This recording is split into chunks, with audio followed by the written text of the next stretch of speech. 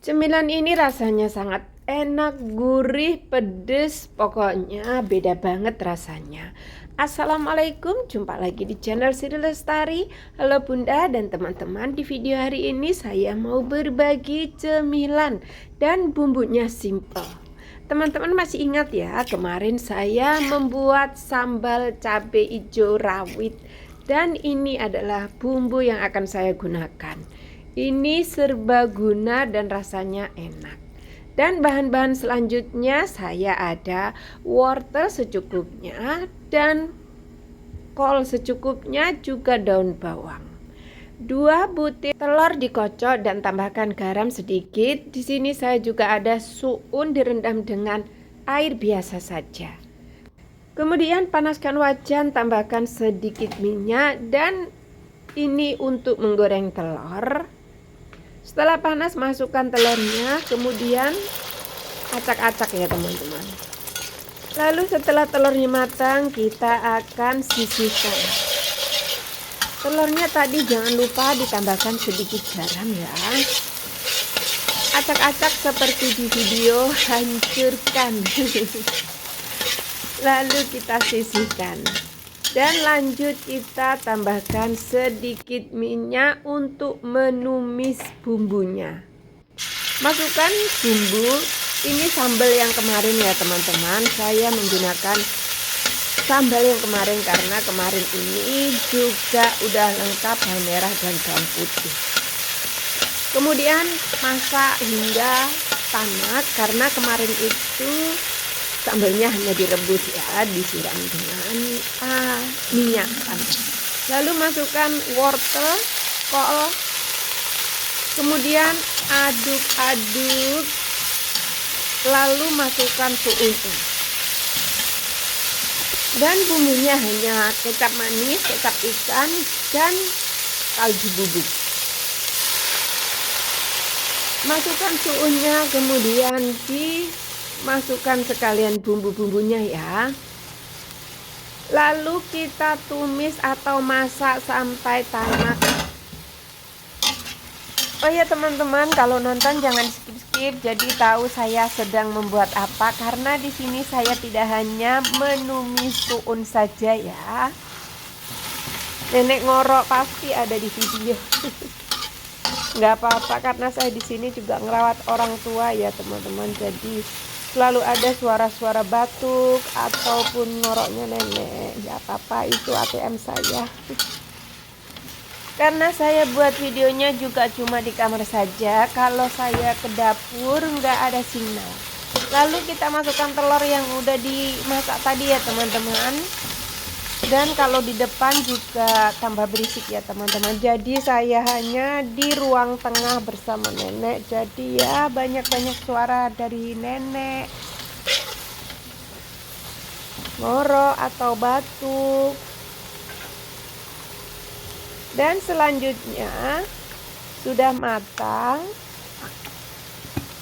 Tambahkan kecap sedikit biar warnanya agak cantik dan rasanya ada manis-manis sedikit.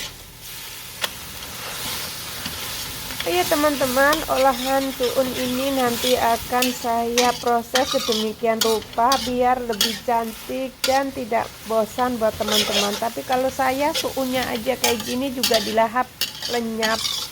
Tapi biar teman-teman gak bosan dan juga bisa buat referensi besok ya, karena besok hari Minggu. Masukkan daun bawang, tumis sampai sedikit layu, dan bisa digunakan untuk teman-teman jadi suguhan siapa tahu saudara atau teman dekat datang ya. Kalau nggak sempet sampai proses akhir ya suguhkan saja suunnya. Jadi suun goreng. Nah ya teman-teman, ini nanti akan saya angkat lalu ditaruh di piring dan kita lanjut dengan proses. Tidak lupa saya juga menambahkan bawang merah goreng biar tambah sedap. Dan selanjutnya saya menggunakan kulit dari kulit beras. Ini saya beli di warung Vietnam ya teman-teman. Saya akan coba. Dan kulitnya ini hanya dicelupkan di dalam air sebentar saja, langsung diangkat. Ya. Kita akan lanjut, dan ini udah saya celupkan di dalam air. Lanjut masukkan suun yang udah ditumis dengan teman-temannya tadi ya teman-teman. Saya rasa teman-teman juga pasti tahu ya gimana cara menggulung risol seperti risol. Kalau saya kurang pinter. Nah, kalau risol itu saya bisanya cuma makan aja. Dan ini sudah jadi ya. Kita lipat tengah, pinggir-pinggir, lalu digulung-gulung-gulung. Udah jadi semuanya. Jadi seperti ini. Kita akan lanjut proses penggorengan. Gorengnya langsung aja.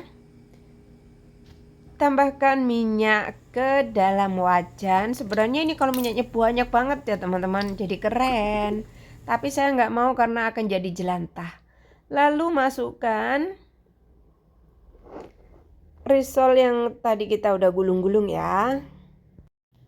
Kemudian masak hingga bagian bawahnya, bagian sisinya menguning, lalu dibalik. Jangan langsung dibalik ya teman-teman, karena lengket. Karena minyaknya cuma sedikit. Kalau minyaknya banyak, dia langsung masuk plung gitu ya. Jadinya langsung garing, nggak ada lengket-lengket sedikit-sedikit. Makanya ini harus tunggu sampai semuanya setengah matang. Nah, seperti ini langsung diaduk-aduk jadi nggak lengket. Tapi kalau barusan dimasukkan lalu dioseng-oseng atau itu ya jadi lengket. Dan setelah berwarna golden brown katanya sih, kita angkat lalu tiriskan. Lanjut untuk menggoreng selanjutnya. Ini cuma 2 kali ya teman-teman. Yang 2 kali juga cuma sedikit aja. Allahu Akbar teman-teman, aku berhenti dulu karena azan. Ini goreng yang kedua juga sudah matang. Kita akan lanjut saja, tempatkan di piring ya teman-teman. Warnanya cantik dan garing.